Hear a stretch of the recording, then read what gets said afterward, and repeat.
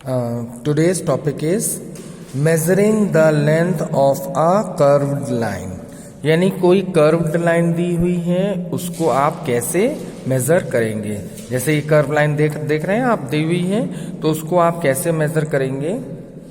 It is not possible to measure the length of a curved line directly by using a meter scale or even measuring tape.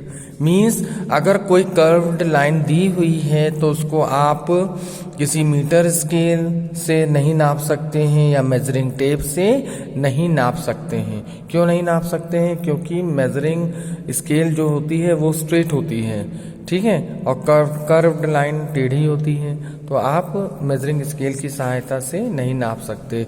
और measuring tape भी जो होता है वो भी एक सीधा ही होता है, कर्व्ड हो जाता है लेकिन उस तरह से कर्व्ड नहीं हो पाता है जिस तरह से एक स्ट्रिंग हो सकती है। तो इसके लिए फिर क्या किया जा सकता है, we can use a string method, यानी कि हम स्ट्रिंग मेथड का इस्तेमाल करते हैं। स्ट्रिंग मतलब धागा है, ठीक है, कोई मजबूत धागा है तो उसका हम इस्तेमाल कर सकते हैं। और अ डिवाइडर मेथड, या जो डिवाइडर आपके कंपास बॉक्स में होता है ना, जो आपने ज्योमेट्री बॉक्स है उसमें आपका डिवाइडर रखा होता है जिसकी दोनों नोकें नुकीली होती हैं, ठीक है, तो उसको डिवाइडर कहते हैं, तो उसका इस्तेमाल करते हैं to measure the length of a curved line. यानी कि हम कर्व्ड लाइन को या तो हम स्ट्रिंग मेथड से मेजर कर सकते हैं या हम डिवाइडर की सहायता से मेजर कर सकते हैं। पहला है आपका स्ट्रिंग मेथड। अब स्ट्रिंग मेथड में क्या होता है, the length of a curved line can be measured using a string.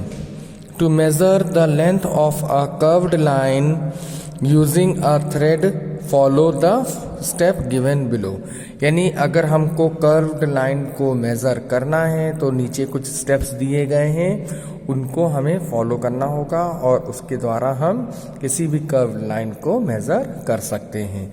ठीक, नंबर 1 है, take a string and put a mark on its one end. एक स्ट्रिंग लीजिए, मजबूत धागा लीजिए और उसके एक एंड को मार्क कर लीजिए।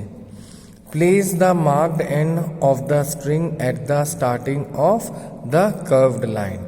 अब जो उसका स्टार्टिंग पॉइंट है स्ट्रिंग का, उसको उसी जगह रखिए जहां से आपकी कर्व्ड लाइन शुरू होती है। And trace the curved line using the thread. और उस थ्रेड को जिस तरह कर्व्ड लाइन बनी है उसी तरह ट्रेस करके आप स्ट्रिंग को भी रखिए। ठीक, put a mark on the string where the curved line end. और जहां पे कर्व्ड लाइन खत्म होती है वहां पर आप मार्क कर दीजिए। Place the thread on a scale. फिर उस थ्रेड को आप स्केल से मेजर करें। The length of the string between the two marked point is the length of the curved line. अब जो स्ट्रिंग की लंबाई आप स्केल पे मेजर करेंगे वही क्या होगी, कर्व्ड लाइन की जो मेजरमेंट है वही होगी। ठीक है, अंडरस्टूड। नेक्स्ट आता है आपका डिवाइडर मेथड। ठीक है, तो हम डिवाइडर मेथड से किस तरह करते हैं देखते हैं। डिवाइडर मेथड को, we can also measure the length of a curved line by a divider. हम लोग डिवाइडर से भी क्या कर सकते हैं, कर्व्ड लाइन मेजर कर सकते हैं। To measure the length of a curved line using a divider, follow the step given below. तो कुछ पॉइंट्स नीचे दिए गए हैं, उन्हें हमको फॉलो करना है और इस हिसाब से हम डिवाइडर से क्या कर सकते हैं, कर्व्ड लाइन को मेजर कर सकते हैं। Take a divider and separate its tip by a small known distance, for example 3 centimetre. ठीक है, अब हमने डिवाइडर को लिया, उसको हम उसकी जो दोनों नोकें हैं ना, उसको ये देखिए दो नोक है ना, उसको हमने एक अनुमानित 3 सेंटीमीटर है ना, 3 सेंटीमीटर की डिस्टेंस पे हमने खोल दिया। ठीक है, एक हमने स्केल से क्या किया, नाप लिया, 3 सेंटीमीटर की डिस्टेंस लेके हमने खोल दिया। Now place one tip of the divider on the beginning of the curved line to be measured and the other tip on the point on the curved line. जो हमने डिवाइडर खोला उसकी एक टिप हमने कहाँ रख दिया, कर्व्ड लाइन की स्टार्टिंग पॉइंट पर रखा और दूसरा उस कर्व्ड लाइन पर रखा। Make a mark at the second point, जो सेकेंड पॉइंट जो है उसको हमने मार्क कर दिया।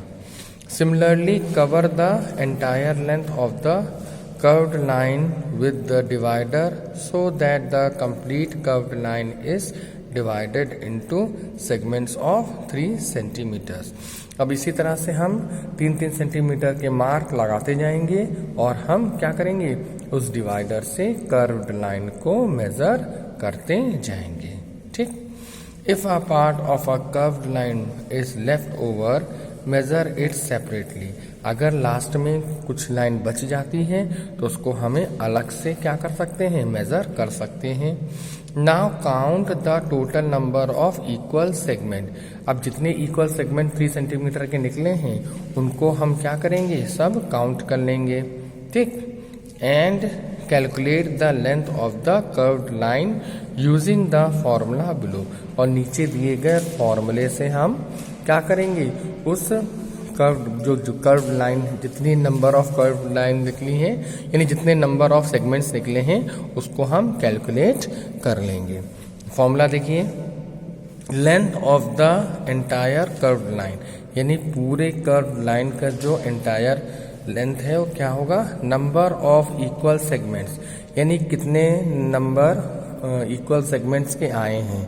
ठीक है, वो आप लिख लीजिए, multiply by length of each segment, और ईच सेगमेंट की लेंथ कितनी ली है, हमने लेंथ कितनी ली थी 3 सेंटीमीटर। आप 2 भी ले सकते हो, आप 1 भी ले सकते हो, ये डिपेंड करता है कि कर्व लाइन कितनी बड़ी है। ठीक है, तो आप अपने ढंग से, आप अपने अकॉर्डिंग क्या कर सकते हो, कर्व लाइन की जो आप डिवाइडर की जो मेजरमेंट है वो आप ले सकते हो। ठीक है, plus length of the left over part, और लास्ट में जो लेफ्ट ओवर पार्ट बचता है उसको आप ऐड कर दीजिए।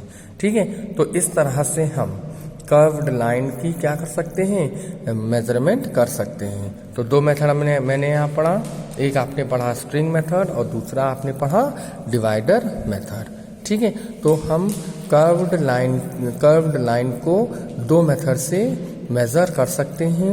एक स्ट्रिंग मेथड है उससे मेज़र कर सकते हैं, और एक डिवाइडर मेथड है उससे भी हम क्या कर सकते हैं, कर्व्ड लाइन को मेज़र कर सकते हैं। ठीक है, अंडरस्टैंड।